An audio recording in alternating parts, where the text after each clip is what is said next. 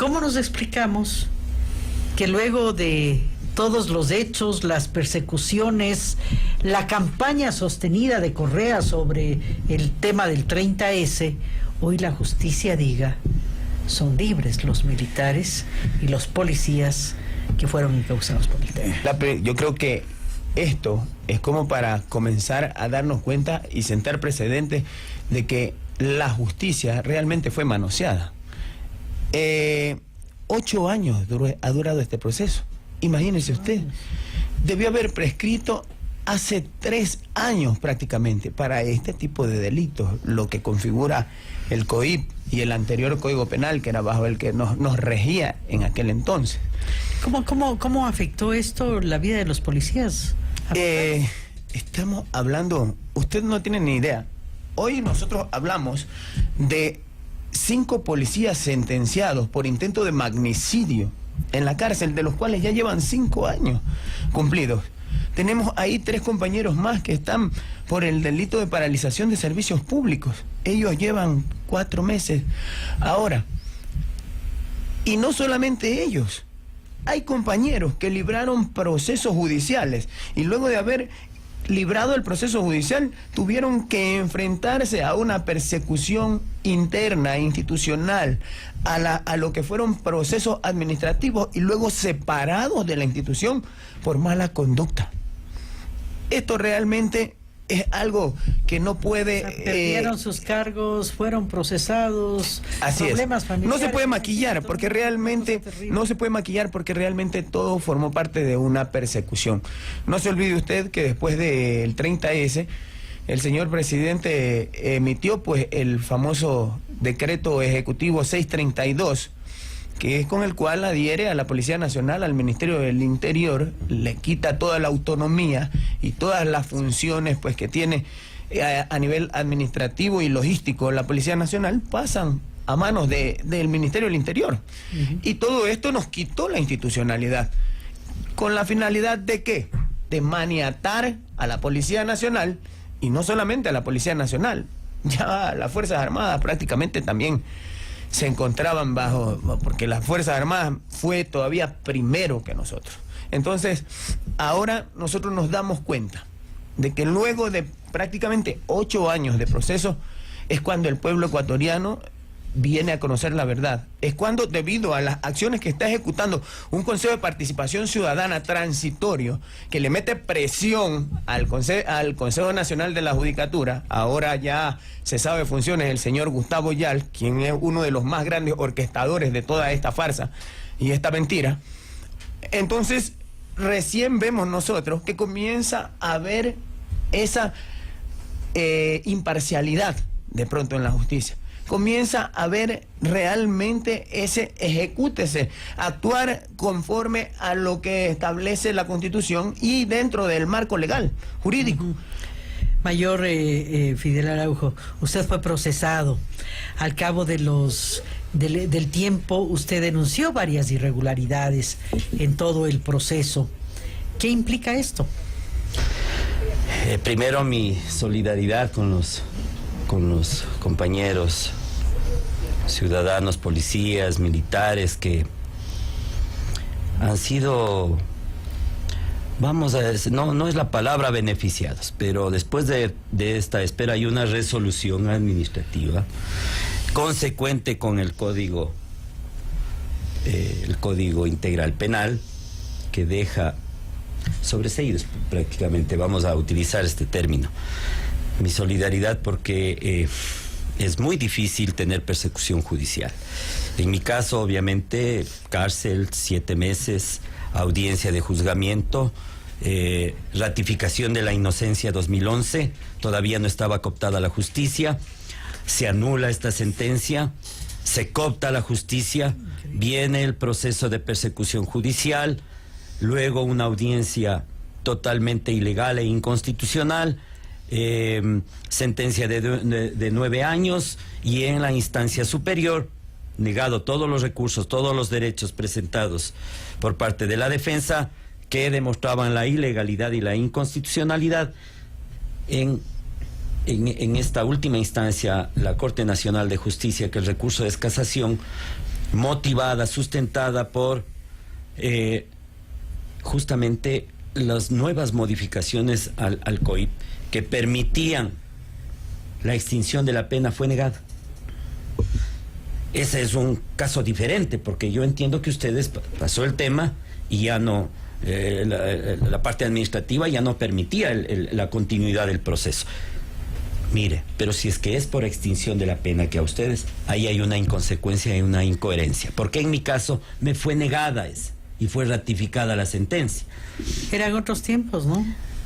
Exactamente, ahora los mismos tiempos, porque la justicia actual, desde mi punto de vista, está queriendo lavar su consecuencia, su desnaturalización, y parte de esa conducta que dependía del mandato del Ejecutivo, de la parte administrativa de la justicia. Ellos cumplían disposiciones. Entonces ahora justo coincide, ¿no? Sale el Consejo de la Judicatura y va adelante el proceso administrativo. No sé si fue coincidencia, pero si fue una coincidencia, algo espectacular, porque el mismo día salen sobreseídos y se cesó al doctor Yal, al señor que infelizmente cumplía disposiciones directas del presidente Correa para perseguir a los ciudadanos ecuatorianos que obviamente habíamos sido involucrados en un tema muy complejo como es el 30S. Doctor Castillo, frente a los hechos ya consumados, las personas que usted relataba que han pasado en cárcel todo este tiempo y que fueron injustamente encarceladas, ¿qué hacer? Es decir, ¿es posible resarcir el daño que ellos han recibido? ¿El Estado debe de alguna manera recibir una sanción por esto? Evidentemente sí. El tema está sustentado para poder ejercer acciones reivindicatorias de las violaciones de los derechos. Está sustentado en esta resolución que el Consejo de Participación Ciudadana Transitorio emitió y con la cual justificó la suspensión, la destitución de los actuales miembros del Consejo de Judicatura, con Yal a la cabeza. Allí hay elementos muy importantes de cómo se manipuló desde el Poder Ejecutivo a través de Gustavo Yalc la justicia. Se hicieron nombramientos de jueces de manera ilegal y se dieron procesos bastante cuestionados, controvertidos, como todos los que se desarrollaron a partir del 30 de septiembre. En el caso en particular que hoy nos ocupa, como no se aplicó la pena durante el plazo establecido por la ley en un año, por eso prescribió la posibilidad de que siga el proceso. Esa resolución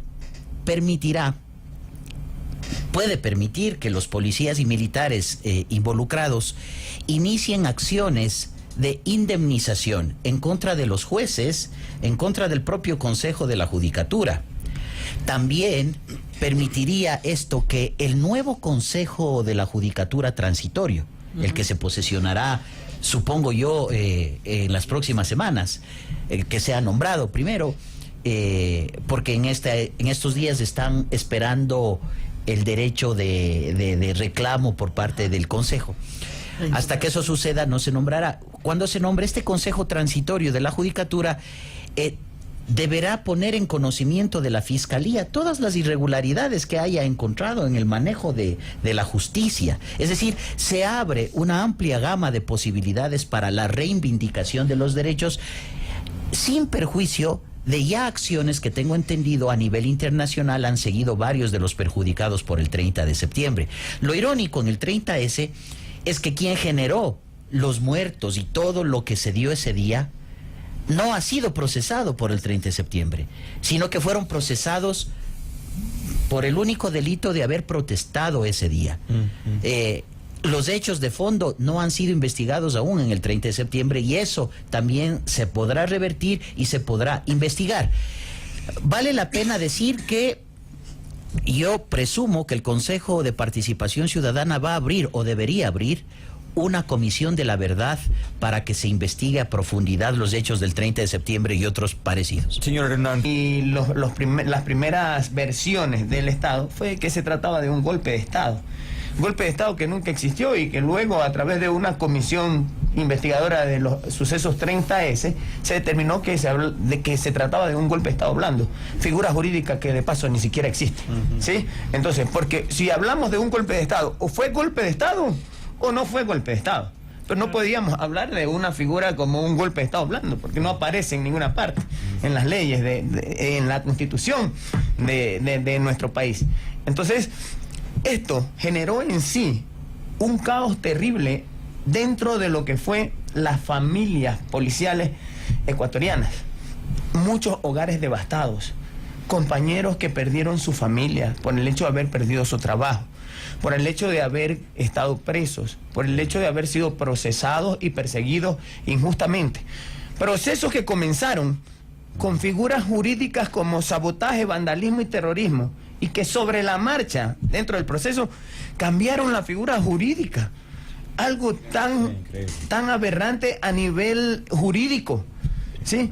Entonces no se puede ahora perdonar todo lo que ocurrió y las consecuencias que tuvimos que pagar inocentes, y yo digo inocente porque me considero inocente, el hecho de haber dicho de pronto ante los medios de comunicación que nos sentíamos mal porque había un malestar, y de esto ya antes tenían conocimiento la cúpula policial. Y eso no es pecado, decir que uno se siente mal con ciertas circunstancias, ¿no? Dígame usted, si le dan a usted el derecho al voto, también le dan el derecho a reclamar. Claro. ¿Ah? Entonces, yo, ¿qué hice? En aquellos días, la cúpula policial, el Consejo de Generales, estuvo en Guayaquil y nos dijo que no nos preocupáramos, que no pasaba nada. Conocían del malestar que había al interior de las filas policiales. Y yo pregunto hasta el día de hoy, ¿dónde están esos señores jefes? ¿Por qué no han sido procesados cuando tenían conocimiento y manejaban todo una unidad de inteligencia que ya hace rato les venía haciendo conocer que existía el malestar policial? Negociaban con el Ejecutivo. Pero pasó esto, negociaron, como lo dice efectivamente el doctor Milton Castillo, negociaron con el Ejecutivo y... Sí, permítame continuar en esa misma línea, porque le pregunté sobre la institucionalidad en policía. Yo quisiera a usted preguntarle, mayor, sobre su caso personal, porque usted ya narró un poco su experiencia. ¿Qué, frente a todo lo que usted vivió, por un lado, y por otro, qué queda pendiente? Porque también se menciona que tal vez habría que investigar también a otros altos miembros de policía o Fuerzas Armadas. ¿Debería también continuarse esa investigación o ya no? Bueno, en mi caso yo no estaba en servicio activo cuando yo estaba en servicio pasivo, y era un ciudadano que común y corriente que podía pasó de peso, ya ven. Exactamente, Por eso... sí, así fue. Lo que corresponde en mi caso, y gracias Andrés por la pregunta, es continuar ahora sí con la tranquilidad y más que esperanza, con la certeza de que ciudadanos serán cargo de lo más sublime que tiene una sociedad, que es administrar justicia. En mi caso me corresponde presentar un recurso de revisión, el artículo 658 del Código Integral Penal, de revisión de esa barbaridad jurídica que se montó en mi contra, ¿no? En todas las instancias, absolutamente en todas las instancias. Y ahí, luego de eso, agotaremos todos los recursos aquí en el país. Esperamos que realmente se haga justicia. No voy a utilizar algo fuerte como esbirros, no como verdaderos administradores de justicia. Yo les veía a estos con jueces en todo este proceso, jueces con jueces que temblaban, y también les veía que tomaban unas decisiones pero totalmente negativas y con un pánico absoluto. ¿Por qué? Porque teníamos a la gente del Consejo de la Judicatura del Ministerio de Justicia controlándolos. El abogado que me defendió entró en una sala y les vio pues a los del Ministerio de Justicia negociando el análisis que hacen después de la audiencia. Por favor, tenemos que sentar precedente para que la juventud que se prepara para administrar justicia, que se prepara como abogado, tenga primero valores y sepa lo que es hacer daño a un ciudadano. Así es. No se puede jugar, no se puede allanar a un poder. Estamos viendo con mucha satisfacción que el Consejo de Participación Ciudadana Transitorio está cumpliendo con el mandato. Y eso, más que esperanza, como decía Andrés, da certeza. Entonces vamos a continuar con la ley en la mano. Recuerden que yo este rato debería continuar en la Tacunga, porque tengo una sentencia ejecutoriada. Ese acto de lavarse las manos tipo Poncio Pilatos que hizo el expresidente Correa cuando, igual como Nerón, modificó el reglamento de la competencia que tiene para otorgar indultos, entonces dijo a este señor, indulto. Yo había dicho, yo no pedí, pero tampoco me voy a quedar injustamente más tiempo en la cárcel, ojalá sea para todos. Pero vea, él actuó con su prepotencia, con su mal psicológico, con su deterioro mental, con ese ego totalmente desnaturalizado que ha hecho daño a mucha gente. No vamos a actuar con venganza, Andrés. Vamos a actuar con las leyes, a demostrar al país que sí se puede actuar con las leyes para resarcir los derechos conculcados. Y esto de problema mental, escuchaba una declaración ayer en redes del hermano de Correa, de Fabricio Correa, que le describía los problemas mentales que se tenía está agudizando, su hermano, ¿no? Y que era muy parecido a su padre, decía, ¿no? Bueno, esta es otra materia, pero imagínense. Pero que incidió en esta conducta para hacer daño a todo el país. Exacto. Ahora, a ver, ¿qué se debe hacer? Las cosas quedan ahí. Esta serie de arbitrariedades, atropellos contra seres humanos, contra la vida. Se les dejó a muchos sin empleo. Varios de ellos tuvieron dificultades en sus hogares. Difícil trabajar porque tenían un estigma. Es decir, las cosas quedan ahí. Enterramos todo. ¿O cómo hacer un baño de verdad también sobre estos hechos? No creo que el país y la conciencia colectiva permita olvidar o echar tierra sobre los atropellos a la institucionalidad de la justicia y a los derechos de las personas. Vale la pena recordarle al país que a partir del 30 de septiembre y esos hechos de ese día tan nefasto para la historia del país, se generó todo un esquema para poder hacerse de la justicia. No olvidemos que la consulta popular de mayo del 2011, en donde nos pusieron a debatir sobre los gallos, los toros, los casinos, etcétera, fueron los distractores para poder hacer pasar esta pregunta de manipulación a la justicia, de poder echarle la mano. Y Correa ideó todo, generó un esquema administrativo, político, para poder ponerle a su compañero de 30S. Irónicamente, el ministro de la política de aquel entonces, Gustavo Yalc, luego a cargo de la justicia, y con eso garantizarse lo que pretendieron hacer más fuerte en su gobierno, la impunidad. Entonces, la consulta popular permite que el gobierno empiece a meterle la mano a la justicia y se reviertan los hechos. Se crea la comisión del 30 de septiembre presidida por el que después fue fiscal, en aquel entonces asesor, Carlos Vaca Mancheno. Y generan un documento que ha sido utilizado para atacar, para desviar la atención de los derechos de las personas y fortalecer el papel del Estado. Ese documento tiene una falsedad ideológica. Entonces, Carmita, la pregunta suya es tremendamente sustantiva y tiene un montón de aristas sobre cómo reivindicar los derechos violados y cómo hacer que se haga justicia alrededor de todos estos atropellos. Uno de ellos es procesar, en su momento se deberá hacer, a aquellos que crearon ese informe de la comisión del 30 de septiembre por falsedad ideológica. Que forjaron, ¿no? Forjaron, porque ese informe es un informe falso, pues, que contiene mentiras. Y lo hicieron supuestamente juristas, ¿no? Y con plata suya, mía, de la gente. Es decir, manipularon, prostituyeron absolutamente todo con el afán de garantizarse impunidad. Mire usted, pero hoy por hoy lo que estamos viendo, y lo vemos con buenos ojos, es que ya se les quitó el velo de impunidad y ahora se les está ajustando las tuercas, y la sociedad ecuatoriana en eso no va a perdonar, porque la justicia es lo que más está demandando el pueblo ecuatoriano hoy por hoy.